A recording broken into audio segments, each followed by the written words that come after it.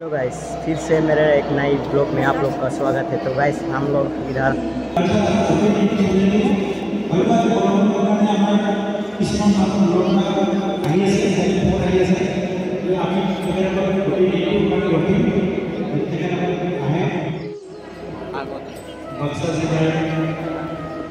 যোগাসন প্ৰতিযোগিতা উপস্থিত হোৱা সকলো প্ৰতিযোগী এই প্ৰতিযোগিতাৰ বাবে আমি আমন্ত্ৰণ কৰি অনা বিচাৰক মণ্ডলী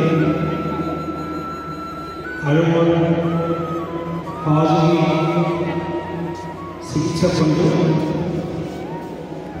আৰু উপস্থিত থকা অন্য ব্যক্তিসকল সকলোকে প্ৰণাম জনাই মই আজি এই বিশেষ অনুষ্ঠান আৰম্ভ কৰিবলৈ ওলাইছোঁ। যোগ সাধনা হৈছে মানুহৰ জীৱনৰ অতি প্ৰয়োজনীয় বস্তু। এজন সাধাৰণ চিকিৎসক হিচাপে মই ক'ব লাগিব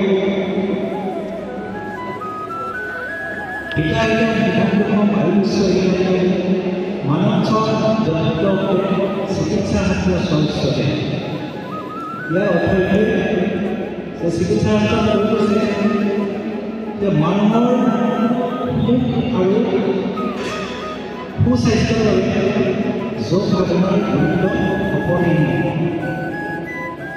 জীৱনত আমি খুব খন্তেকীয়া জীৱন শিশুকাল বাল্যকাল সৌৰভকাল বৃদ্ধকাল এই কাল অতিক্ৰমি বহুত আপদ আওকালৰ মাজেৰে জীৱনটো আগবঢ়াই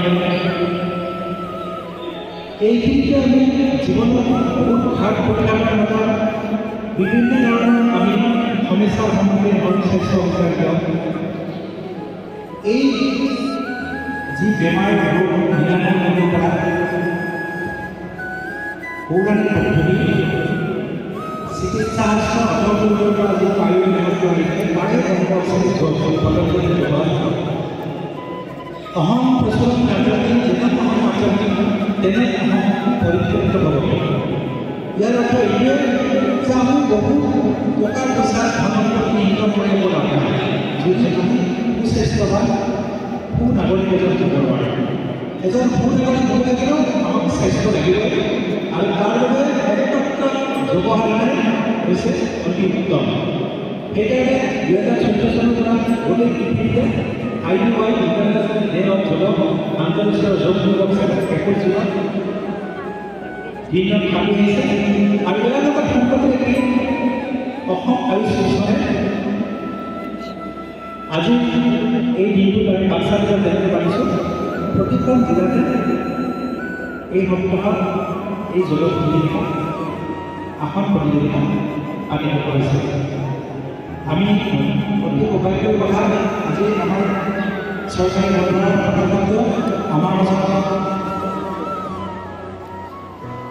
ADC মহোদয় আয়োজন কৰি কৰিছে। গতিকে মই তেখেতক এই প্ৰতিযোগিতাৰ উদ্বোধনী অনুষ্ঠানলৈ মাতি আনিছোঁ। তেখেতক উদ্বোধন কৰিবলৈ মই অনুৰোধ জনালোঁ। প্ৰথমতে তেখেতক মই আমাৰ যিটো এটা নিয়ম আছে এখন গামোচাৰে আমি সৰুকৈ এটা সম্বৰ্ধনা অনুষ্ঠান কৰিলোঁ। ডক্টৰ বিজয় ছাৰক সম্বৰ্ধনা জনালোঁ।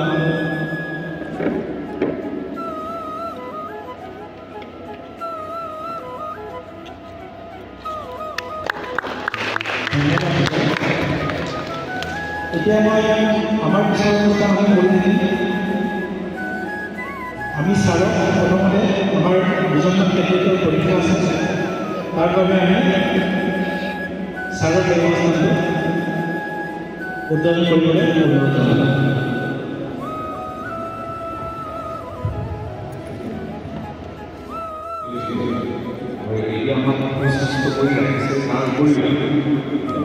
স্বাস্থ্যটো অকল ফিজিকেল হেল্থটো নহয়, মেণ্টেল হেল্থ আমাৰ এই ইম'চনেল হেল্থটো খুব ইম্পেক্ট থাকে। আজি আপোনালোকে আগবাঢ়ি আহিছে বহুত উৎসাহজনক কথা। মই আশা ৰাখিছোঁ যে এনেকৈ আপোনালোকে যোগাৰ নিজৰ জীৱনৰ মানুহে আহিব। মই সকলোকে শুভেচ্ছা যাচিলোঁ। ব্যস্ততা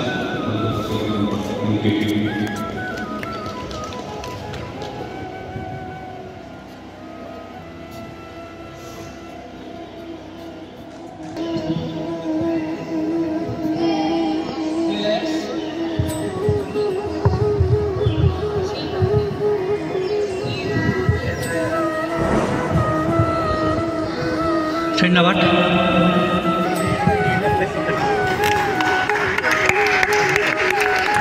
দুমনিৰ কোনফালে সেইটো ৰাস্তা নে আমাৰ এৰ লাইনত আৰু মিঠাবাৰীৰ ৰাস্তাটো পৰেনে?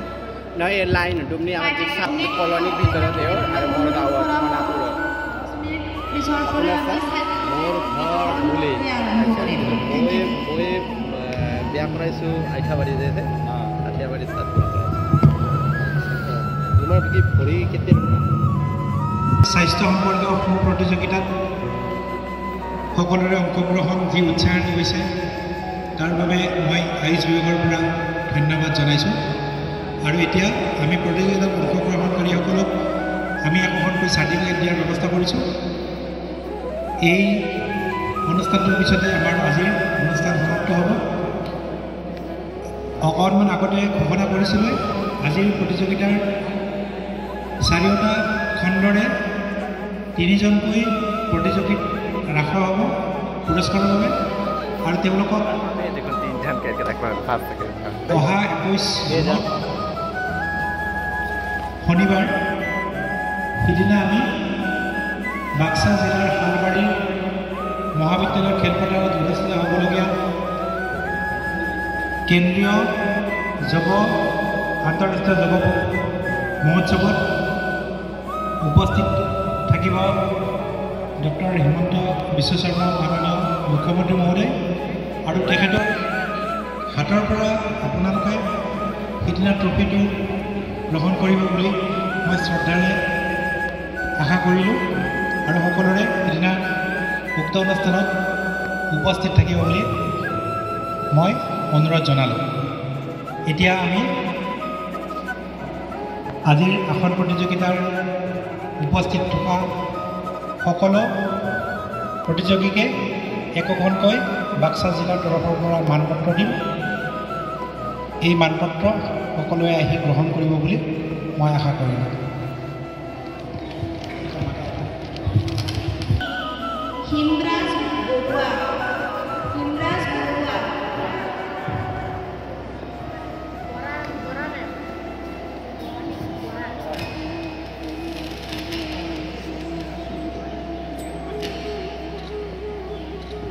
কৃত্ৰিম লাভন